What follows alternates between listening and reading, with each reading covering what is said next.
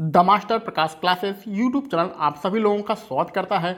उत्तर प्रदेश में जूनियर शिक्षक भर्ती की तैयारी करने वाले सभी अभ्यर्थी तैयार हो जाइए अपने अनिवार्य प्रश्न पत्र सामान्य ज्ञान के 50 नंबरों का प्रैक्टिस सेट सॉल्व करने के लिए। तो चलिए बिना कोई देर किए हम लोग तुरंत अपने प्रैक्टिस सेट को स्टार्ट करते हैं और देखते हैं किसमें कितना है दम। तो हमारा पहला प्रश्न है, किस राज्य सरकार ने हाल ही में महात्मा गांधी राष्ट्रीय ग्रामीण रोजगार गारंटी अधिनियम, जिसको हम लोग मनरेगा के नाम से भी जानते हैं, के तहत कार्य दिवसों की जो संख्या है वो 100 से बढ़ाकर 150 कर दिया है। तो 100 दिन से बढ़ाकर 150 दिन किस राज्य सरकार ने किया है मनरेगा में, यही आपको बताना है। विकल्प आपको पढ़ना है, फटाफट विकल्प पढ़ के आंसर बताते रहिए। तो पहले प्रश्न का आंसर विकल्प बी होगा, उत्तराखंड, बिल्कुल सही रहेगा। दूसरे नंबर पर चलते हैं हम लोग तुरंत। निम्न में से किस राज्य सरकार ने बागवानी विकास मिशन की घोषणा किया है? बागवानी विकास मिशन की घोषणा किसने किया है? यहाँ पर आपका विकल्प ए गुजरात सही रहेगा। ये स्टार्टिंग में ही यहाँ पर हमें करंट अफेयर्स के प्रश्न मिले हैं, तो चलिए कोई बात नहीं, जो भी प्रश्न मिलेगा हम लोग सॉल्व करेंगे। किस कंपनी ने हाल ही में वित्तीय रिपोर्टिंग में उत्कृष्टता के लिए ICAI राष्ट्रीय पुरस्कार प्रदान किया गया है? तो ऐसा किस कंपनी को किया गया है वित्तीय रिपोर्टिंग के लिए, यानी कि जो वित्तीय मामलों की रिपोर्टिंग होती है उसमें सर्वश्रेष्ठ आने पर किस कंपनी को ये पुरस्कार दिया गया है? तो भैया समझ लीजिए, जो आपकी ये भेल कंपनी है ये भारत की नंबर 1 कंपनी है। जो भी बड़ा पुरस्कार मिलेगा इसे ही मिलता है, तो इस प्रकार भेल आपका विकल्प ए बिल्कुल सही रहेगा। चौथे नंबर पर चलते हैं। किस अभिलेख से प्रमाणित होता है कि चंद्रगुप्त जो मौर्य थे उनका प्रभाव पश्चिम भारत में भी था? तो चंद्रगुप्त मौर्य का प्रभाव पश्चिम भारत में था, ये किस अभिलेख से प्रमाणित होता है? तो यहाँ पर आपका विकल्प सी रुद्र दामन का जूनागढ़ अभिलेख, इससे इस बात की जानकारी मिलती है। आगे बढ़ते हैं। मुगल व्यवस्था में एक पद हुआ करता था जिसका नाम है मदद ए मास। मदद ए मास किससे संबंधित था, ये आपको बताना है। पांचवें नंबर में आपका विकल्प बी विद्वानों को दी जाने वाली राजस्व मुक्त अनुदान, जो राशि अनुदान की जो भूमि होती है उसे हम लोग क्या कहते हैं? मदद ए मास कहते हैं, जो कि राजस्व से बिल्कुल फ्री रहती थी। आगे बढ़ते हैं 6वें नंबर पर। निम्न उद्योगपतियों में कौन से व्यक्ति लंबे समय तक AICC के खजांची रहे तथा सन 1930 में ये जेल भी गए थे? तो इसमें किसका नाम आता है? इसमें आपका 6वें नंबर के प्रश्न में विकल्प बी जमुनालाल बजाज का नाम आता है। आगे बढ़ते हैं अपने 7वें नंबर के प्रश्न पर, और ये हमारा पॉलिटी का प्रश्न है। राज्य के नीति निर्देश सिद्धांत किस प्रकार मौलिक अधिकारों से भिन्न हैं? तो मौलिक अधिकारों से नीति निर्देशक सिद्धांत किस प्रकार से भिन्न है, ये आपको बताना है इन 4 विकल्पों में से। वैसे तो बहुत सारी भिन्नताएं हैं, लेकिन 4 विकल्पों में से कौन सा सही रहेगा ये आपको बताना है। विकल्प को ध्यान से पढ़ लीजिए। और यहाँ पर आपका विकल्प सी नीति निर्देशक सिद्धांत परिवर्तनीय नहीं है, जबकि मौलिक अधिकार परिवर्तनीय है, ये बिल्कुल सही है। यानी कि मौलिक अधिकारों में हम लोग परिवर्तन कर सकते हैं और नीति निर्देशक सिद्धांत में परिवर्तन नहीं कर सकते हैं। लेकिन यहाँ पर एक टर्म्स एंड कंडीशंस ये है कि नीति निर्देशक सिद्धांत राज्य के सिद्धांत होते हैं। भारतीय संविधान में राज्य का मतलब होता है केंद्र सरकार।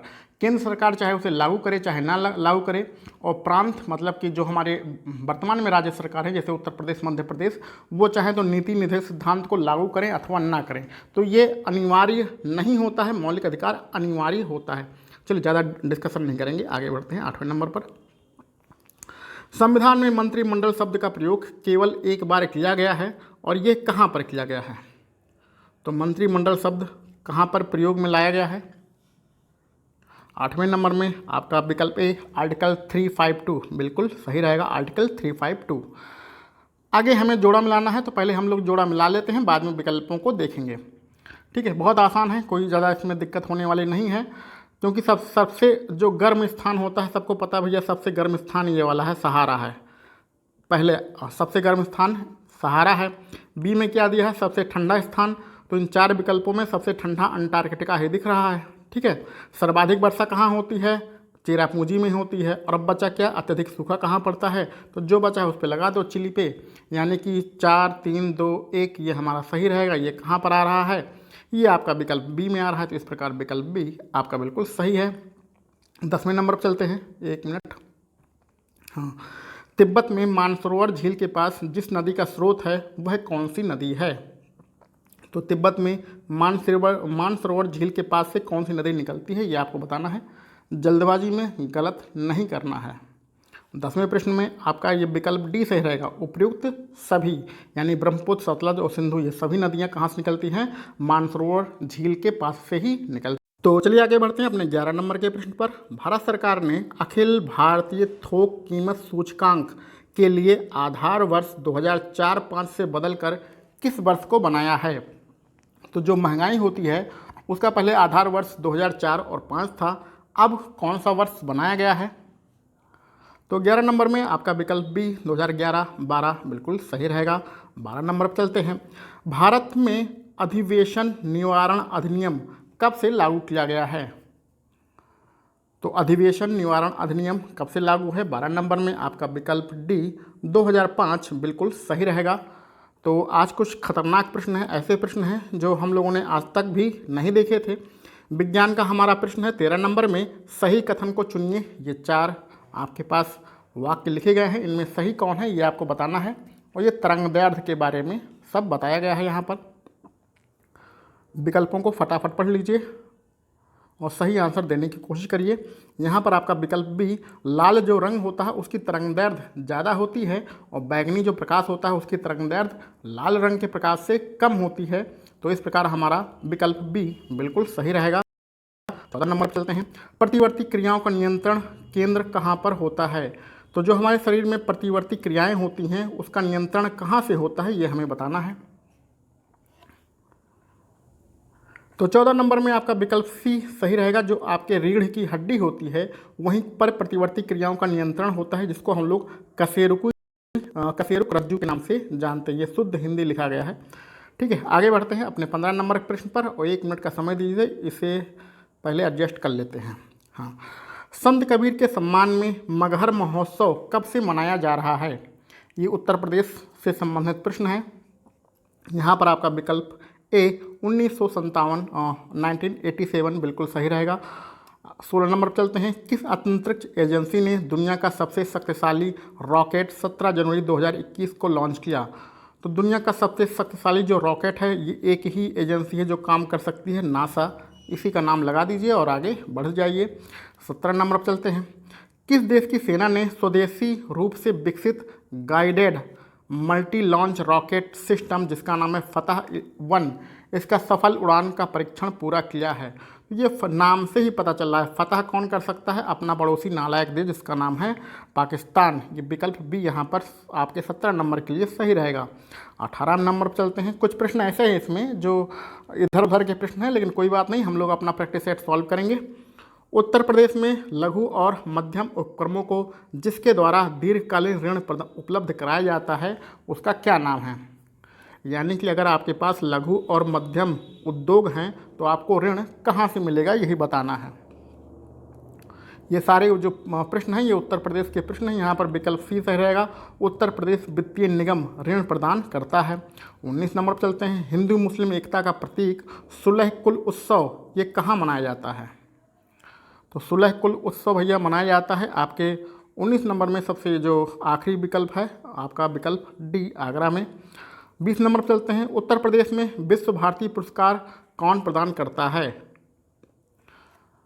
तो विश्व भारती पुरस्कार विकल्प सी, संस्कृत संस्थान के द्वारा प्रदान किया जाता है। 21 नंबर पर चलते हैं। निम्नलिखित में से किसे सर्वप्रथम बायोडायवर्सिटी शब्द का प्रयोग किया था? तो इस शब्द का प्रयोग किसने सबसे पहले किया था? बायोडायवर्सिटी। तो 21 नंबर में आपका विकल्प सी, वॉल्टर जी रोसेन बिल्कुल सही है। 22 पे चलते हैं। निम्न में से किसमें ओजोन का सर्वाधिक सांद्रता मिलती है? तो साफ साफ आपसे ये पूछा जा रहा है कि ओजोन परत कहाँ पर पाई जाती है? तो ये हमें पता है, बार बार पढ़ चुके हैं। स्ट्रेटोस्फीयर में ओजोन परत पाई जाती है। 23 नंबर पर चलते हैं। निम्नलिखित में से किसको ट्रिप्स समझौते में संरक्षण प्रदान करने के लिए सम्मिलित नहीं किया गया है? तो एक समझौता था जो था ट्रिप्स समझौता। ये पर्यावरण से संबंधित एक बात है और इसमें किसको शामिल नहीं किया गया था यही बताना है। 23 नंबर में आपका विकल्प डी पौधा उत्पादन, ये इसमें सम्मिलित नहीं है। ये एक ऐसा प्रश्न है जिसे हमने भी आज तक नहीं पढ़ा था। इनमें से कौन सा कंप्यूटर हार्डवेयर नहीं है? तो हार्डवेयर नहीं है, बहुत आसान प्रश्न है कंप्यूटर का। 24 नंबर में आपका विकल्प डी एक्सेल सॉफ्टवेयर होता है, हार्डवेयर नहीं होता है। भारतीय सुपर कंप्यूटर के जनक कौन हैं? तो भारतीय सुपर कंप्यूटर के जनक आपका विकल्प बी विजय भाटकर हैं। 27 नंबर पर चलते हैं। वर्ष 2007 में भीखाजी कामा, जो भारत की आज़ादी का ध्वज फहराने वाले पहले व्यक्ति थे, इन्होंने कहाँ पर ध्वज फहराया था? तो भीखाजी कामा ने ध्वज फहराया था स्टटगार्ड में। स्टटगार्ड में इन्होंने अपना पहला ध्वज फहराया था, जो कि आज़ादी के नायक हैं। 27 नंबर से हमारा रीजनिंग का प्रश्न स्टार्ट होता है। तो चलिए हम लोग जो ठीक ठाक प्रश्न है उसको सॉल्व कर लेते हैं। यथार्थ का यहाँ पर संबंध किसका है? प्रमाणिक के साथ संबंध है। तो मरीचिका का क्या संबंध होता है? यानी जो यथार्थ होता है वही प्रमाणित होता है, दोनों सेम टू सेम है। मरीचिका का मतलब होता है भ्रांति, यानी कि आपका विकल्प ए बिल्कुल सही रहेगा। 28 नंबर में पहले पढ़ लेते हैं। जो ए दिया गया है वो कथन है, ठीक है, और इस कथन का जो कारण है वो आर में लिखा गया है। तो आर क्या है? कारण है। किसका कारण है? कथन ए का कारण है। अब हम लोग प्रश्न पे चलते हैं। विकल्प सहित प्रश्न आ चुका है। कथन में कहा गया है भारत एक लोकतंत्रात्मक देश है, बिल्कुल सही। कारण में कहा गया है भारत के पास अपना संविधान है, तो लोकतंत्रात्मक देश है, ये भी सही है। और अपना एक संविधान है, ये भी सही है। लेकिन इस कथन का ये कारण, यानी आर जो है कारण है, ये नहीं है। दोनों सही हैं लेकिन कारण नहीं है। तो इस प्रकार से इस प्रश्न के लिए हमारा बी वाला सही होगा। ए और आर दोनों सही हैं तथा आर ए का सही कारण नहीं है। तो लोकतंत्रात्मक देश होने का जो कारण होता है वो अपना संविधान नहीं होता, इसके और भी बहुत सारी विशेषताएं होती हैं। आगे बढ़ते हैं 29 नंबर पर। अब देखिए यहाँ पर बाइनरी नंबर का प्रश्न है। बाइनरी नंबर के जो प्रश्न हम लोग तब सॉल्व करेंगे जब रीजनिंग में हम लोग बाइनरी नंबर आराम से पढ़ लेंगे। तो इसको अभी हम लोग यहाँ पर छोड़ देते हैं। अगर आप लोग को आता है तो वीडियो पॉज करके इसको सॉल्व कर लीजिएगा। इसका विकल्प डी बिल्कुल सही रहेगा। 30 नंबर पर चलते हैं। 30 नंबर में आपको ढूंढना है इन तीनों में से कौन सा भिन्न है। लोहा, स्वर्ण, स्टील और टिन, इसमें से सबसे अलग कौन है? तो 30 नंबर में ये जो बी है स्टील, ये आपका सबसे अलग है क्योंकि स्टील दो धातुओं से मिलकर बनाई जाती है, ठीक है। 31 नंबर पर चलते हैं।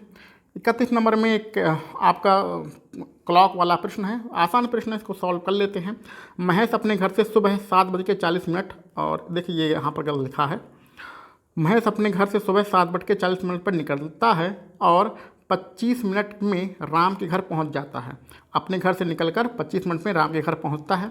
इसके बाद वह 15 मिनट में दोनों नाश्ता कर लेते हैं और अपने ऑफिस के लिए रवाना हो जाते हैं। रास्ते में उन्हें 35 मिनट लगते हैं। अपने ऑफिस पहुंचने के लिए वे राम के घर से कब रवाना हुए थे? देखिए पूछ क्या रहा है आपसे, राम के घर से कब रवाना हुए थे ये आपसे पूछ रहा है, ठीक है। यानी कि रास्ते का जो समय है 35 मिनट, इससे हमें कोई मतलब नहीं है, हमें सिर्फ इस 25 मिनट और 15 मिनट से मतलब है। तो वो पहुंचा कब था? पहुंचा था भैया 6:40 पर। उसमें 25 और 15 जोड़ दीजिए, 25-15 कितना होता है? 40। तो 6:40 में 40 मिनट और जोड़ दीजिए तो 7:20 हो जाएगा। विकल्प सी आपका बिल्कुल सही रहेगा। आगे बढ़ते हैं 32 नंबर पर। ग्लोबल फायर पावर इंडेक्स 2020 में चौथा स्थान निम्न में से किस देश को प्राप्त हुआ था?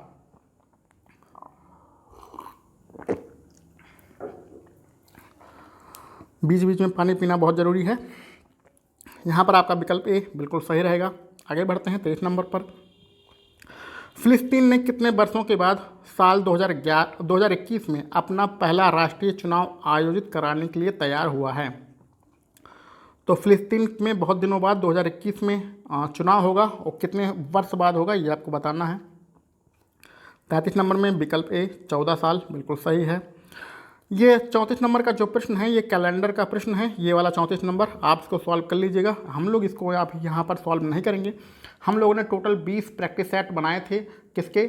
आपके रीजनिंग के, तो उसको आप देख लीजिएगा। उसमें कैलेंडर के बहुत सारे सवाल हम लोगों ने कराए हैं और कैलेंडर को एक चैप्टर वाइज भी हम लोग पढ़ाएंगे, तो वहाँ पर इस चीज़ को सॉल्व हम लोग कर देंगे। लेकिन यहाँ पर हम लोग इसका आंसर बता देते हैं। जो 34 नंबर का प्रश्न है उसका यहाँ पर आंसर रहेगा विकल्प बी, बृहस्पतिवार होगा। आप इसको वीडियो पॉज करके आराम से सॉल्व कर लीजिएगा। नहीं आता है तो थोड़ा दिन रुकिए, हम लोग इसको सॉल्व करेंगे। आगे बढ़ते हैं अपने 35 नंबर के प्रश्न पर। एक्स के किस मान के लिए समीकरण को संतुष्ट करता है? अच्छा ठीक, ये जो समीकरण है इसमें क्या करिएगा कि ये बड़े को बराबर बना लीजिएगा और इसको इस तरफ ले आएगा, इसको इस तरफ ले आएगा तो 2x² + 5x - 3 = 0 हो जाएगा। तो ऐसी कंडीशन में ये कक्षा 7 में समीकरण पढ़ाया जाता है। x का आप मान निकाल लीजिए, x का जो मान आएगा वही आपका आंसर होगा। इसको आप सॉल्व कर लीजिएगा, इसमें हम लोग समय व्यर्थ नहीं करेंगे। विकल्प बी हमारा बिल्कुल सही रहेगा। इस प्रकार के समीकरण कक्षा 7 में पढ़ाए जाते हैं। अब देखिए कैलेंडर, ये जो है अंग्रेजी वर्णमाला का एक प्रश्न है।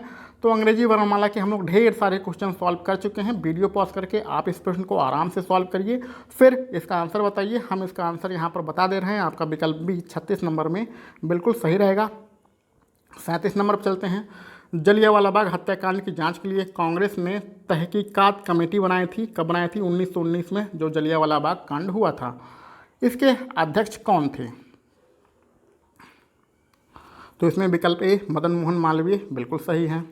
38 नंबर पर चलते हैं। केट्टूर चेन्नम्मा विद्रोह 1824 से 29 के दौरान हुआ था, यह किस राज्य से संबंधित है? 38 नंबर में विकल्प डी कर्नाटक सही है। आगे बढ़ते हैं। मधुसूदनी इंसुलिन अंतःस्राव हार्मोन्स है। तो मधुसूदनी ये बिल्कुल मतलब शुद्ध हिंदी लिखा है। जो इंसुलिन होता है उसका अंतःस्राव हार्मोन्स के द्वारा होता है, वो क्या होता है? तो यहाँ पर आपका विकल्प सी पेप्टाइड होता है, बिल्कुल सही है। आगे बढ़ते हैं 40 नंबर पर। उत्तर प्रदेश के निम्नलिखित कौन से जिले में मौदहा बांध परियोजना है? तो ये परियोजना कहाँ पर है? ये परियोजना हमीरपुर में है, विकल्प डी सही है। 41 नंबर पर चलते हैं। जनगणना 2011 के आंकड़े के अनुसार उत्तर प्रदेश की दशकीय वृद्धि दर कितनी है? तो उत्तर प्रदेश की जो दशकीय वृद्धि दर है वो कितनी है? 41 नंबर में 20.23%, विकल्प सी सही है। आगे बढ़ते हैं 42 नंबर पर। औंधी ताल झील उत्तर प्रदेश के किस शहर में है? तो 42 नंबर में आपका बनारस बिल्कुल सही है। 43 नंबर पर चलते हैं। निम्नलिखित में से कौन सी धातु अर्धचालक के रूप में ट्रांजिस्टर में प्रयोग की जाती है? तो अर्धचालक तो हम लोग बचपन से पढ़ते आ रही हैं, जर्मेनियम होता है, विकल्प भी यहाँ पर सही रहेगा। 44 नंबर पर चलते हैं। अपस्फोटन किस यौगिक द्वारा कम किया जा सकता है? तो अपस्फोटन की जो प्रक्रिया होती है उसको कौन सा यौगिक मिलाने पर वो कम हो जाता है? 44 नंबर में विकल्प सी टेट्रा इथाइल लैड आपका सही रहेगा। 45 नंबर पर चलते हैं। किस बायोम में चराई अनुक्रम का पूर्ण विकास हुआ है? पर्यावरण का बहुत ही महत्वपूर्ण प्रश्न है। चराई अनुक्रम का सबसे ज़्यादा विकास किस में हुआ है? तो सवाना जो घास के मैदान हैं वहाँ पर हुआ है, यानी कि अफ्रीका में। सवाना बायोम हमारा सही रहेगा। 46 नंबर पर चलते हैं। 2011 की जनगणना के संबंधित अतिरिक्त धार्मिक आंकड़ों के अनुसार भारत के किस समुदाय से सबसे कम लिंगानुपात है? तो सबसे कम लिंगानुपात किस समुदाय में पाया जाता है? 46 नंबर में विकल्प बी सिख समुदाय बिल्कुल सही रहेगा। 47 नंबर पर चलते हैं। निम्न में से कौन सी MS वर्ड की विशेषता है जो डॉक्यूमेंट में किसी विशिष्ट नाम को असाइन करने के लिए प्रयोग होती है? तो कंप्यूटर के मुझे ज़्यादा क्वेश्चन नहीं आते हैं। 47 नंबर में विकल्प ए बुकमार्क सही रहेगा। 48 नंबर पर चलते हैं।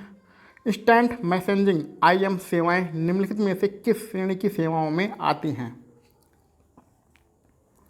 48 नंबर में विकल्प डी संचार सेवाओं में आती हैं।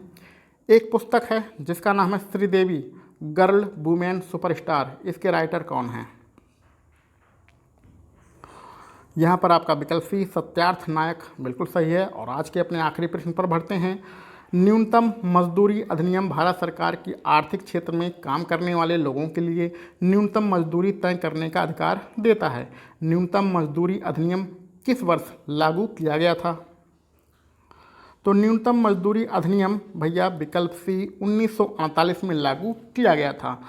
तो हम लोगों ने यहाँ पर टोटल अपने सामान्य ज्ञान के 50 प्रश्नों को सॉल्व किया है। इसमें से आपके कितने प्रश्न सही हो रहे हैं उसको कमेंट बॉक्स में ज़रूर बताइएगा। इसके अतिरिक्त यदि आपके कोई मित्र जूनियर शिक्षक भर्ती की तैयारी कर रहे हैं, उन्होंने फॉर्म भरा है, तो उन्हें भी यह वीडियो शेयर कर दीजिएगा।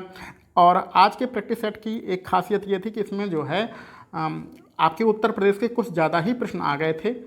तो चलिए कोई बात नहीं, कोई भी किसी भी प्रकार का हमें प्रैक्टिस सेट मिलेगा, कुछ भी मिलेगा, हम उसको सॉल्व करेंगे। क्योंकि पेपर में भी बहुत बार ऐसा होता है कि जब हम सोच के जाते हैं कि हमारी चीज़ें सिलेबस से पूछी जाती हैं, वैसा कभी कभी हमारे साथ नहीं होता। जैसे कि अभी यूपी में पैट का एग्ज़ाम हुआ है, तो पैट में भी बहुत सारे लोग करंट अफेयर्स बहुत अच्छे अच्छे लेवल पे पढ़ के गए थे।